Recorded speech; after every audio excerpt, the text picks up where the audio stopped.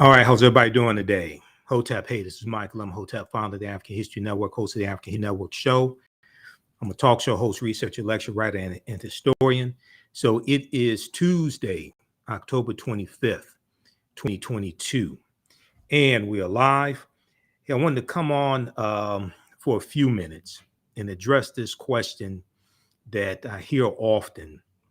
And I'm preparing to teach a class here in a few minutes, another installment of our online class from the Civil War to the Civil Rights Movement and Black Power, 1865 to 1968. But there's a question that came. I was on the Tammy Mack Business of Being Black show on the Fox Soul TV network, and we discussed. Is it time for Black people to get over slavery? Is it time for Black people to get over slavery? And I was on the panel were two Black conservatives who were largely ignorant of history. And one of them made the statement that African Americans should not get reparations because there were African Americans who owned slaves. Okay. And I hear this this statement oftentimes, but the proper historical context is not given when people make that argument. Okay. So I want to address some of that right now and give you some information about our online class that takes place on Tuesday, 7 p.m. Eastern Standard Time, from the Civil War to the Civil Rights Movement and Black Power, 1865 to 1968. All right, share this broadcast on your social media platforms. Invite your friends to tune in also. Okay, so there's a really good article from Dr. Henry Louis Gates Jr. And I'm not a big fan of Gates. I have read a couple of his books. I watch his documentaries. He does do some good research, but some of his information dealing with the transatlantic slave trade is wrong. Okay, but there was a good article that he wrote for theroot.com. It came out March 4th, 2013, called "The Black People Own Slaves." The Black People Own Slaves. And it goes deep into this history, and it's talking about here in the United States. It goes deep into this history, and it deals with a context that is oftentimes left out of the conversation. Okay, so it's a long article, but for the sake of time, I want to focus in on the research from Dr. Carter G. Woodson, who wrote the Miseducation of the Negro in 1930. And he co-founded the Association for the Study of Negro Life and History in September 1915. And in 1926, he created Negro History Week, which later became Black History Month in 1976. Okay. So Gates talks about one of the most vexing questions in African American history is whether free African Americans themselves own slaves, whether free African Americans themselves own slaves.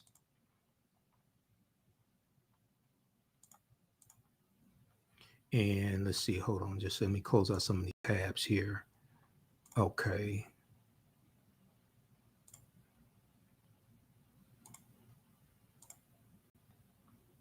Just a second.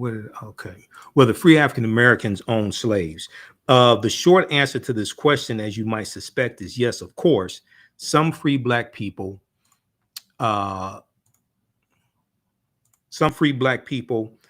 in this country bought and sold other African Americans and did so at least since 1654, continuing to do so right through the Civil War.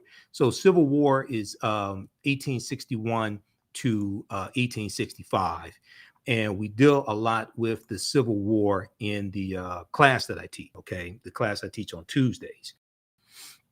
All right, so at least since 1654, continuing right through the Civil War. For me, the really fascinating question about Black slave owning are how many Black masters were involved, how many Black masters were involved, how many slaves did their own, how many slaves did they own, and why did they own slaves? Okay, so this gets left out of the conversation oftentimes. how many slaves did they own? How many African American slave owners were there? And why did they own slaves? Okay. So if we look at he looks at the research from Dr. Carter G. Woodson, and Woodson focused in on the 1830 census. All right.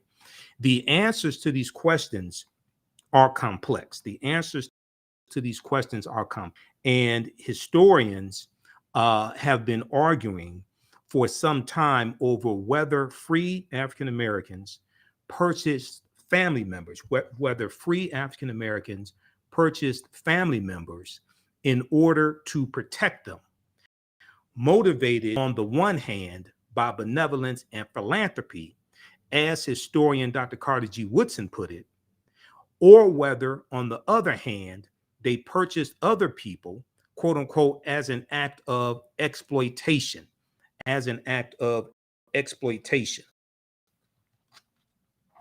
merely to exploit their free labor for profit, just as white slave owners did.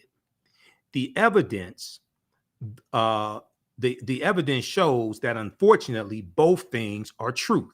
The evidence shows that unfortunately both things are true. The great African American historian John Hope Franklin, who was born in Tulsa and grew up in Tulsa, Oklahoma, he states this clearly: the majority of Negro owners of slaves had some personal interest in their property. The majority of Negro owners of slaves had some personal interest in their property. But he admits there were instances, however, in which free Negroes had a real economic interest in the institution of slavery and held slave owners in order to improve their economic status. Okay. So just like all people, African Americans have had collaborators, African Americans have had traitors. Okay. Just like all people. But other races of people, other ethnic groups of people, etc., don't get blamed for their own Holocaust. Other groups of people don't get blamed for their own Holocaust. We know there were Jewish collaborators with the Germans. We know there were Native Americans that sought out other Native Americans. All groups of people have had their traitors, okay? But they don't get blamed for their own Holocaust. John Hope Franklin goes on to say, there were instances, however, in which free Negroes had a real economic interest in the institution of slavery and held slaves in order to improve their economic status. Okay, now, in a fascinating essay reviewing this controversy, R. Halliburton shows that free Black people own slaves. Free Black people have owned slaves, quote, in each of the 13 original states, and later in every state that countenanced slavery, every state that has slavery, at least since Anthony Johnson and his wife Mary went to court in Virginia in 1654 to obtain the services of their indentured servant, a Black man named John Castor, and they went to court to have him as an indentured servant or slave for life. Okay, and they won their case. Now, and for a time, free Black people could even own the services of white indentured servants in Virginia as well. Now, if you read chapter 2 of Before the Mayflower by Lerone Bennett Jr., and this is my beat up copy of the 6th edition of Before the Mayflower by Lerone Bennett Jr. And this is one of the books we used in the online class I teach on Tuesdays, from the Civil War to the Civil Rights Movement and Black Power, 1865 to 1968. But Lerone Bennett Jr. deals with this history, and he deals with instances of people of African descent coming from England to the U.S., because these were British colonies, English colonies, and entering into indentured servitude for about 5 to 7 years, and then being released from indentured servitude, going on to acquire land and going on to acquire white indentured servants and African slaves, or at a period of time before you start having slave codes in or codified slave laws in the 13 colonies, because the first colony to have codified slave laws was Massachusetts in 1641. They come to Connecticut in 1650, and they come to Virginia about 1661.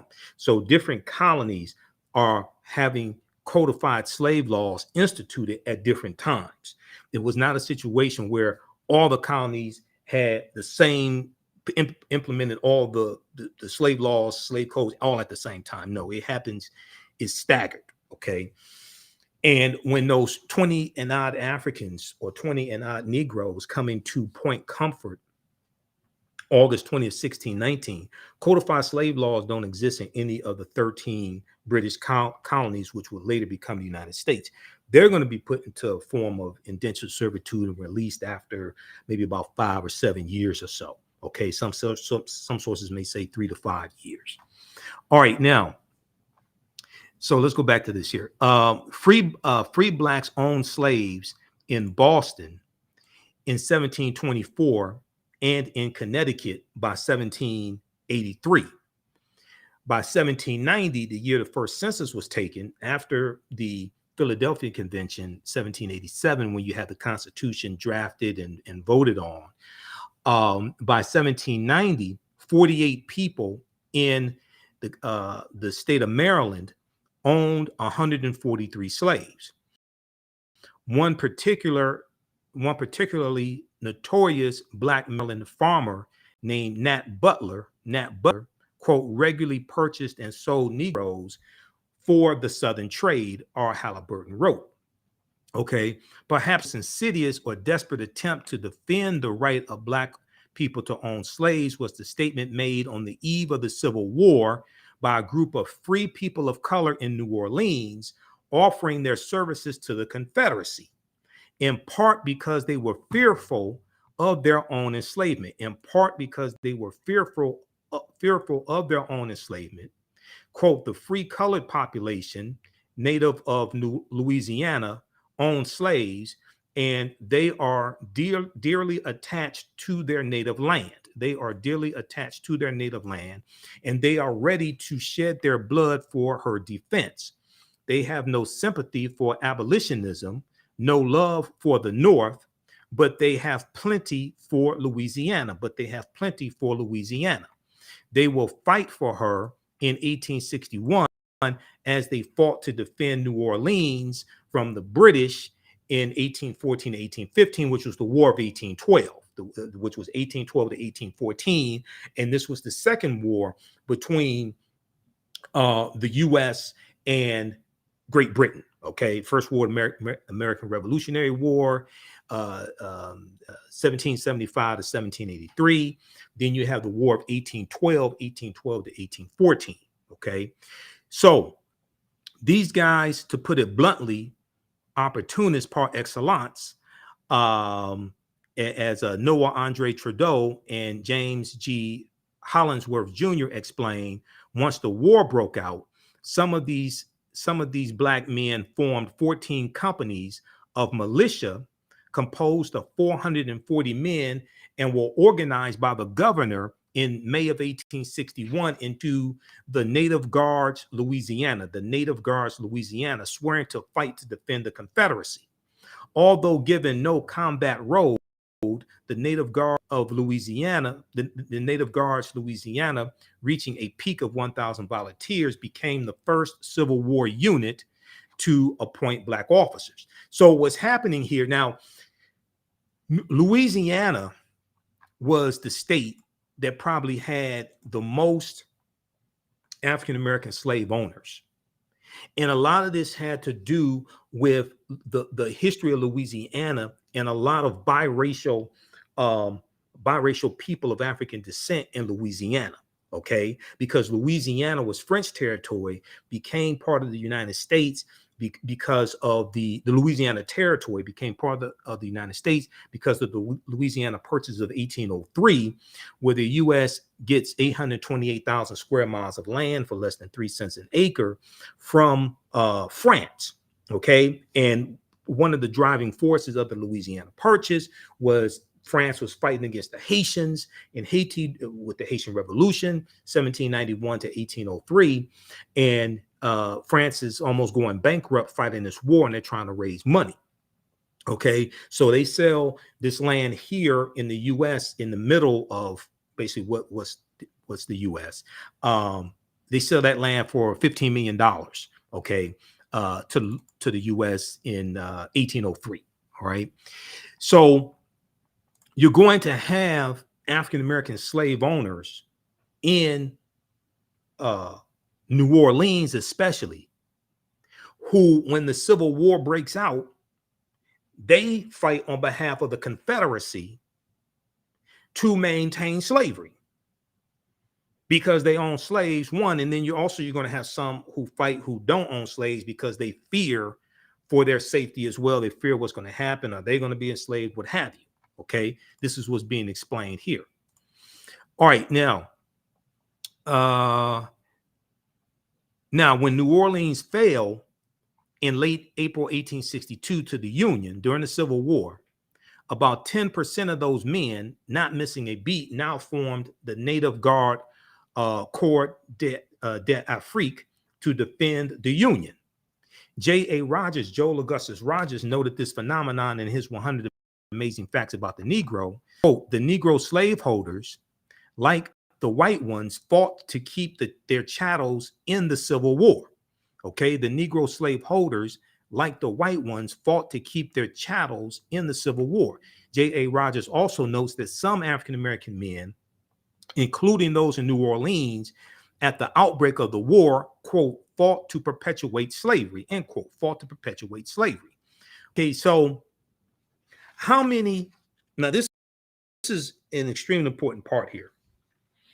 And when this topic came up on the Tammy Mack show, The Business of Being Black on the Fox Soul TV network, that show was on October 3rd. I think that was a Monday. Okay, so that was earlier this month. That was Monday, October 3rd. I addressed it a little bit, but I said I'll deal with this more in depth on my show, on my platform, things like this, because I think we have 4 segments. We'll do 4 or 5 segments. They were about 12 minutes each, something like that. So I'm limited on what I can get into. So what were the actual numbers of Black slave owners and their slaves tells us, okay? In 1830, the year most carefully studied by Dr. Carl G. Woodson, about 13.7%, or 319,599 of the African American population in this country was free. So there was 319,599 free African Americans in 1830. Okay, this is based upon the 1830 census. Of these free African Americans, 319,000 of them, 3,776 free Negroes owned 12,907 African slaves. Okay, so you're looking at 1%, basically 1% of the free African Americans owning slaves in 1830. Okay, because 10% would be 31,000. So you're looking at right around 1% of, or a little more than 1%, maybe about 1.5% of free African Americans own slaves. All right, and they own 12,907 slaves out of a total of 2 million slaves owned in the country. So we roughly own like 6% of the slaves in the country. Okay, now this is so what came up on the show is that you had one of these Black conservatives who said that African Americans should not get reparations because there were African Americans that owned slaves. In 1830, we owned 6% of the slaves in this country. Europeans own 90%. Native Americans own probably about 4%, the Choctaw, Chickasaw, Creek, Cherokee, and Seminole Indians. And this is something that we talked about last week in our Tuesday class. We'll talk about some more in class today, okay? So I'm going to get deeper into this for a few more minutes. We're going to post the information for, you can register for today's class also. From the Civil War to the Civil Rights Movement and Black Power, 1865 to 1968. I teach this class on Tuesdays, normally 7 p.m. to about 9 p.m. Eastern Standard Time. We're going to start a little later today. Then on Wednesdays, I teach from the Civil War to the Wednesdays. I teach ancient Kemet, the Moors, and the Ma'afa, understanding the transatlantic slave trade, what they didn't teach you in school. So when you go to our website, theafricanhistorynetwork.com, or click on the link that I posted here, when you scroll down the page, you'll see the information for the online classes. They're on sale $80, regularly $130. And we have a bundle pack where you get both courses for $130. Just click right here, register here. Okay. All right. And we do the sessions live. All the sessions are archived and recorded. You can go back and watch the class anytime. Even after the class is over with, you can, a year from now, 2 years from now, you'll still have full access to the class. You can go back and watch the whole thing. Okay. All right. So you're looking at, about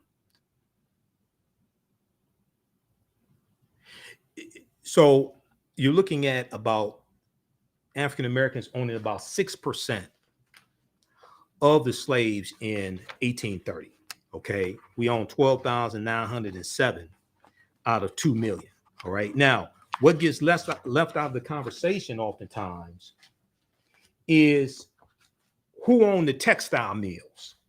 Okay, like the textile mills in New York and Rhode Island and New England that took the cotton that was produced in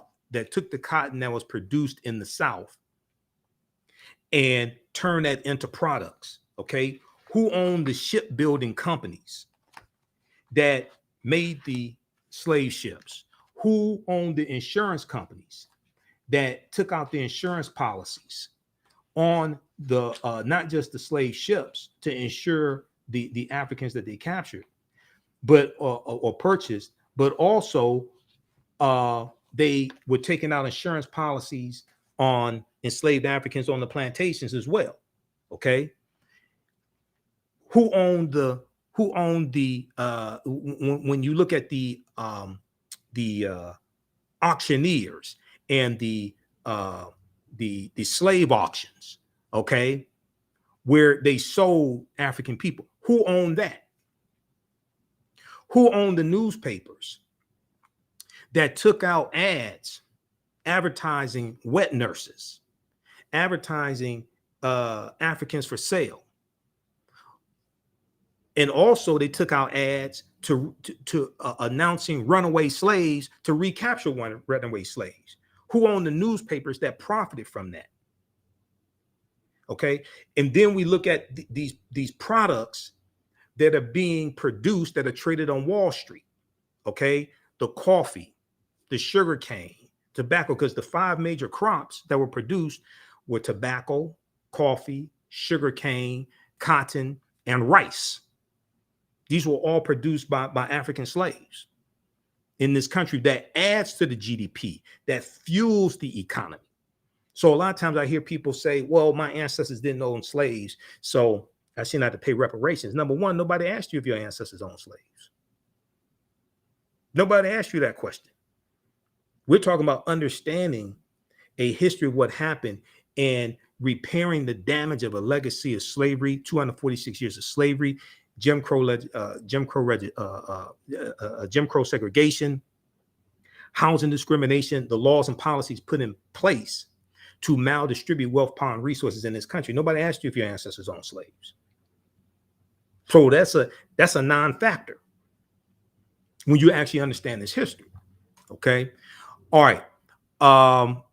Let's continue. How's everybody doing? Give us a thumbs up, give us a heart, give us a like on this broadcast. And there's an article that I was looking for that that I dealt with last week in class. And let me see, where the hell is that? It is one dealing with There's one dealing with the South. Let me try to find that here quickly. I meant to pull that up. I got so many. Oh, okay, let's continue here. So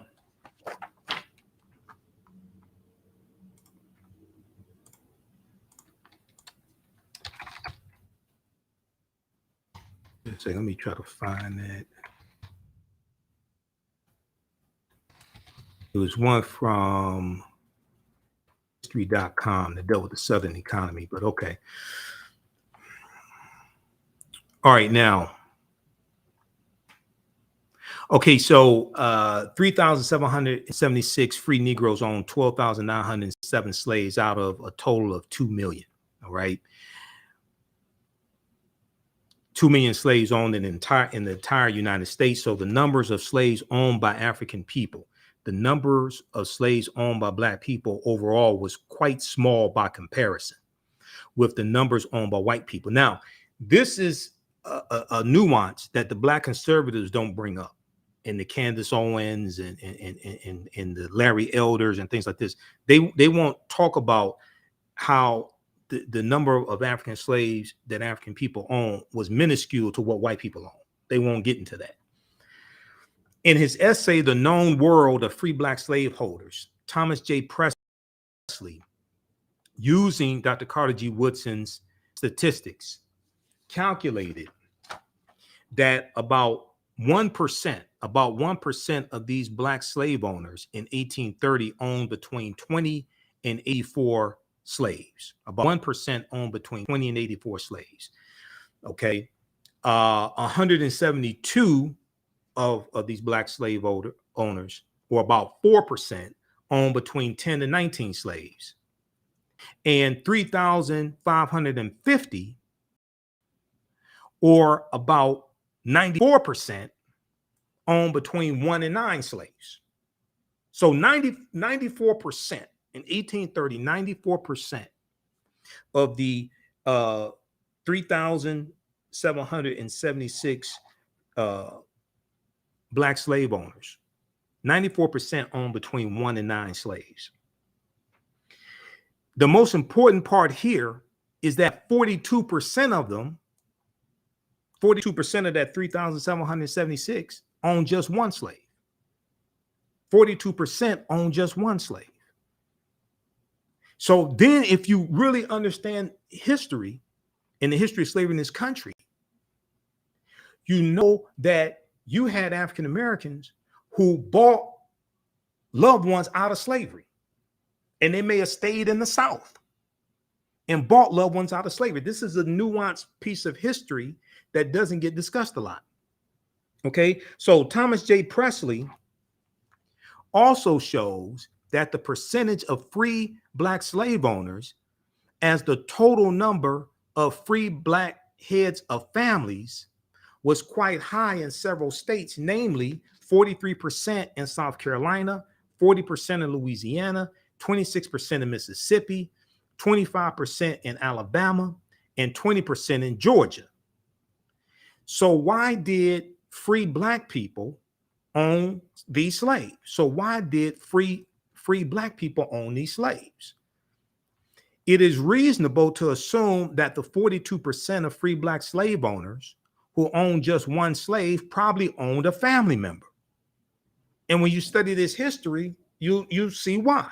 Probably owned a family member to protect that person, as did many of the other Black slave owners who owned only slightly larger number of slaves.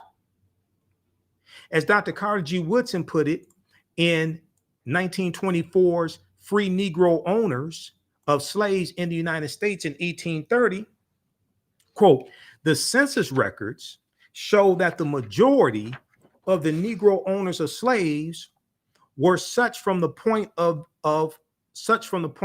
view of philanthropy.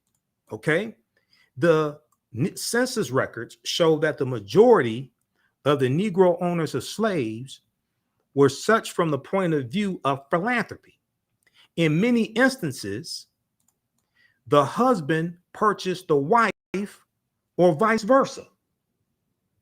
Slaves of Negroes were in some cases the children of a free father who had purchased his wife. If he did not thereafter emancipate the mother, as so many such husbands failed to do, his own children were born his slaves, and were thus reported to the numerators, reported to the census. So when we talk about reparations and you have white conservatives, and then the black conservatives parrot what the white conservatives tell them and feed them. And these are, when I was on the show, these are the same arguments from black conservatives that I heard 30 years ago. And they don't get into the history, and they lack nuance.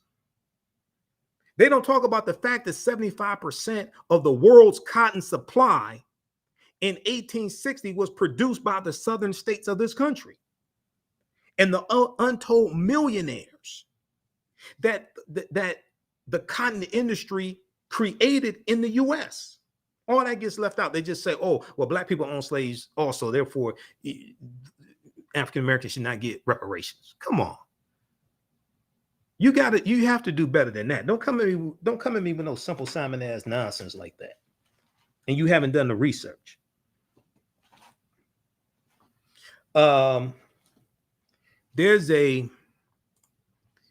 Okay, give us a thumbs up, give us a heart, give us a like on this broadcast.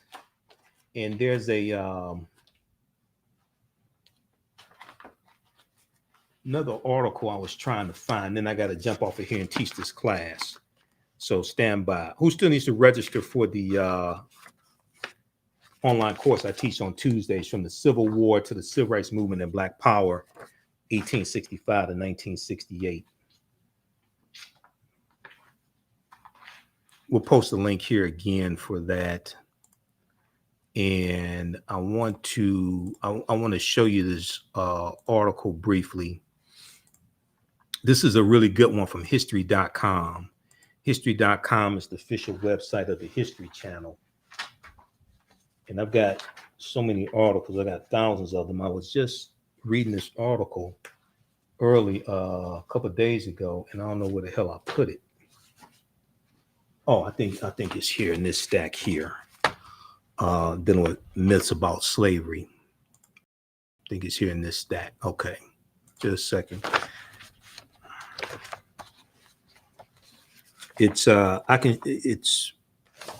I'll show you two. Let me see. I'll show you one quickly here.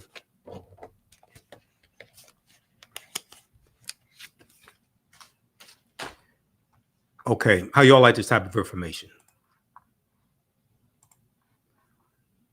And let me try to pull this up.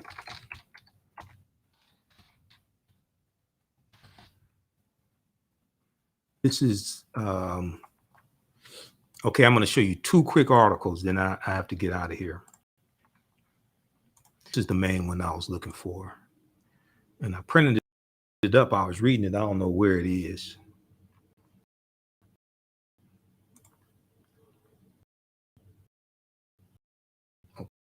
Okay, because this is like, okay, so just give you probably about 8 inches high.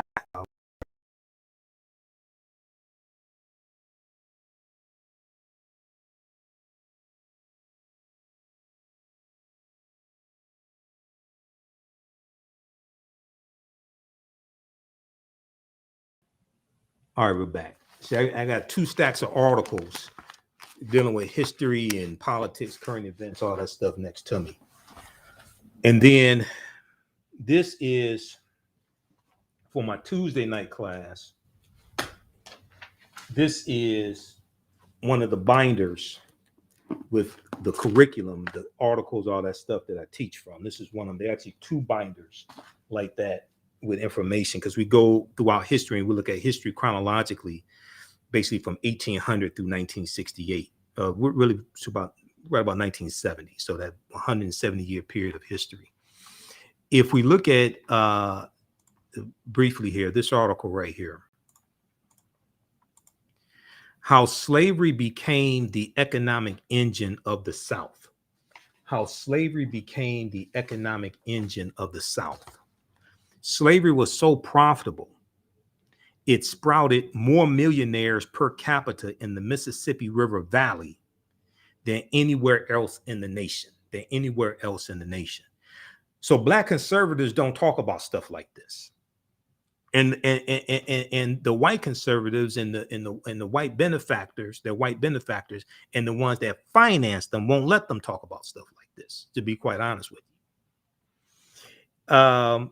With cash crops of tobacco, cotton, and sugarcane, America's southern states became the economic engine of the burgeoning nation. Their fuel of choice, human slavery. Their fuel of choice, human slavery. If the Confederacy had been a separate nation, it would have ranked as the 5th richest in the world at the start of the Civil War. The slave economy had been very good to American prosperity.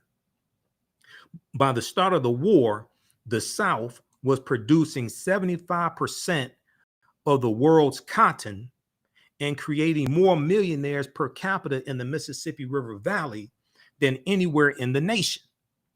Enslaved workers represented Southern planters' most significant investment and the bulk of their wealth. They had about $3 billion invested in these African slaves, okay? So you can't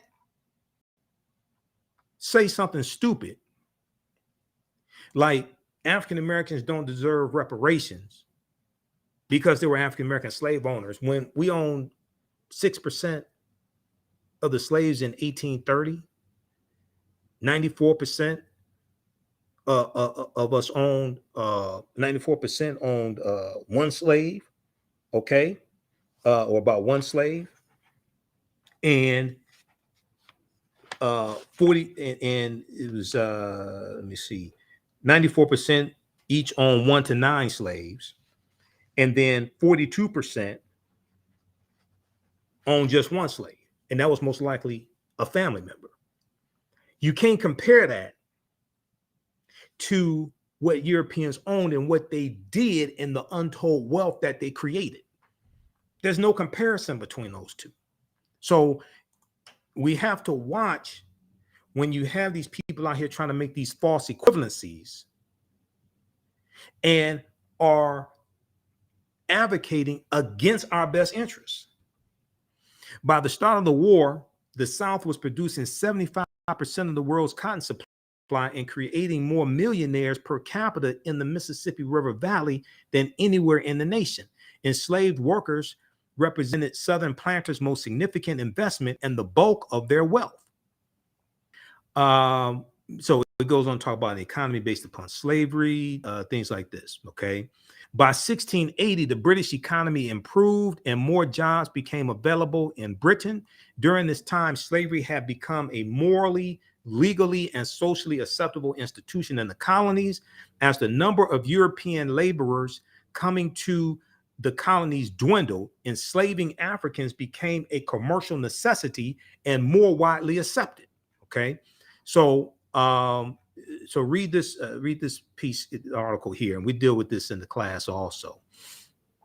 How slavery became the economic engine of the South. Okay, this is from history.com, which is the official website of the History Channel. So this is the History Channel even telling you this. This is the History Channel breaking this stuff down, okay? And then lastly, if we look at this article, this other article here, the hidden links between slavery and Wall Street.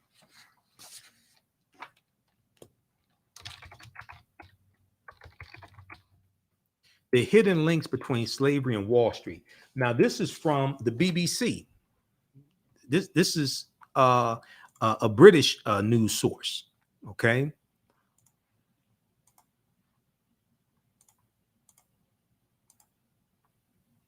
The hidden links between slavery and Wall Street. I just want to highlight a couple of things here. This is from August 29th, 2019.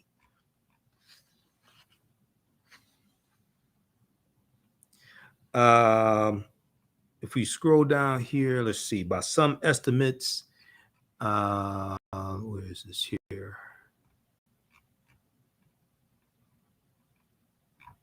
By some estimates, New York received 40% of the U.S. cotton. Right here. By some estimates, New York received 40% of U.S. cotton revenue through money its financial firms, shipping businesses, and insurance companies earned, because the North profited off of slavery in the South. Even after the North had pretty much abolished slavery, they still profited off of it. This is where the textile mills were. You had banks in the North that loaned money to slave owners in the South so they could buy more African slaves. They could buy more land. You had banks that owned money to corporations so they could expand and set up more cotton mills and different things like this, buy more ships, whatever it was. Okay. But scholars differ on just how direct a line can be drawn between slavery and modern economic practices in the U.S. People in non-slave areas, Britain and free United States, routinely did business with slave owners and slave commerce, says Gavin Wright, professor emeritus of economic history at Stanford University. Okay, but he says the uniqueness of slavery's economic contribution has been exaggerated by some. Slavery thrived under colonial rule. British and Dutch settlers relied on enslaved African people to help establish farms and build the new towns and cities that would eventually become the United States. Because we know there were the Dutch were here also, and the Dutch, actually the Dutch colony of New Amsterdam, about 1627, they forced those enslaved Africans to build a wall in that colony to ward off Native Americans. And the colony of New Amsterdam later becomes the British colony of New York. And the wall that those Africans built is where Wall Street in New York City gets its name from. That's the wall that African people built. And right there in New York City, they traded enslaved Africans in that they would have a auction section. They would there where Wall Street is, they would trade enslaved Africans there also. Now, enslaved people were brought to work on cotton, sugar, and tobacco plantations, and tobacco was the big in the U.S. Tobacco was the big cash crop before cotton became the big cash crop. Cotton largely is going to become the big cash crop after 1794, after the cotton gin is created by Eli Whitney, and it drastically reduces the labor cost of producing cotton and makes it much easier to produce cotton, which then increases the need for enslaved Africans, okay, to plant the cotton. Now, the crops they grew were sent to Europe, okay? The crops that were grown in the U.S., especially in the South, are going to be sent to Europe to be turned into finished products.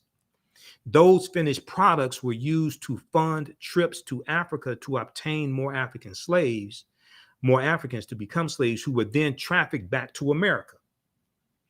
The triangular trade route was profitable for investors. To raise the money to start many future plantation owners, to raise the money to start, many future plantation owners turned to capital markets in London, England, selling debt that was used to purchase boats, goods, and eventually purchase African people. Okay, so read this piece here.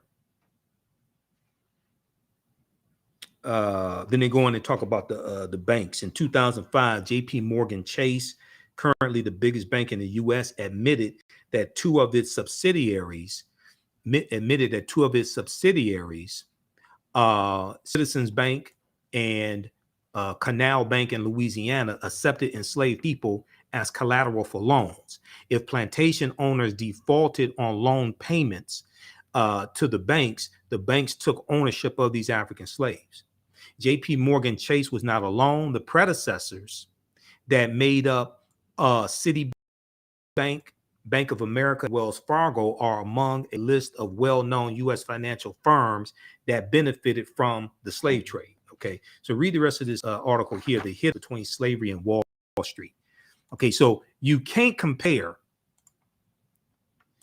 African Americans owning 6% of the slaves and 42% of the African slaves they own most likely were family members. You can't compare that to what Europeans did. That's ridiculous. Okay, then, okay, that was the second article. All right, that I wanted to share. Okay, give us a thumbs up, give us a heart, give us a like on this broadcast. How you all like this type of information? Let's just look at some of your comments here quickly. You can post your comments here also.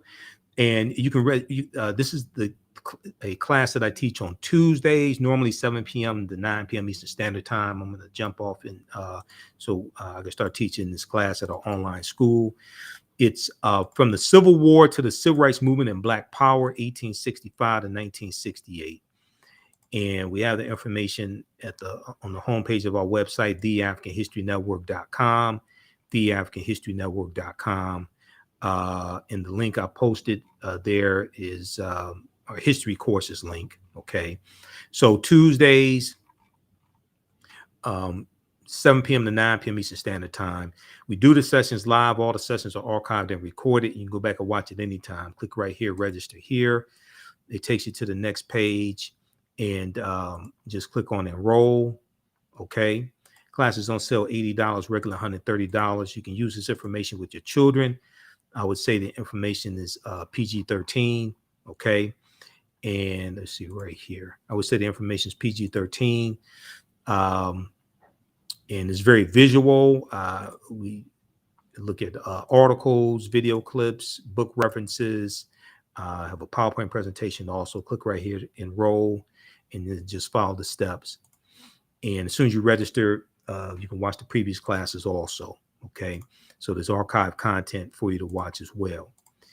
And on the homepage of our website, if you click here where it shows the menu, if you're on a smartphone, it'll say menu. Click there. If not, you can click right here. If you're on a computer, click on history courses, and it takes you to the next page with the history courses here, the two classes that I teach. So on Wednesday, 7 p.m. to 9 p.m. 7 p.m. to 9 p.m. Eastern Standard Time is Ancient Kemet, the Moors, and the Ma'afa, Understanding the Transatlantic Slave Trade, what they didn't teach you in school. So we do that Wednesday, 7 p.m. to 9 p.m. Eastern Standard Time. You can register for that course also. And we have the classes in the bundle pack. So you can register for both classes for $130. That's over $300. That's about a $360 value because there's bonus content that you get as well. So you can click on right here, register here for the bundle pack. Okay, the bundle pack of courses also, and there's bonus content that you can start watching as well. Just scroll down, click on enroll, click on buy now, and you can register for the classes. You can use this information with your children as well. Okay, all right. So hopefully you like this type of information. Hopefully you learned a lot also. And if you want to support the African History Network another way, $ the AHN show through Cash App, $ the AHN show through Cash App, also through PayPal, paypal.me/the AHN show. And we have the information right on the homepage of our website, also theafricanhistorynetwork.com. Okay. This helps us keep doing the research, stay on the air, keep broadcasting, pay some of the bills, etc. And we have the information. Let me see here.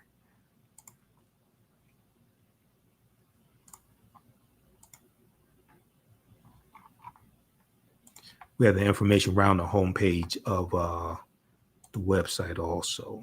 me see here. Where is it?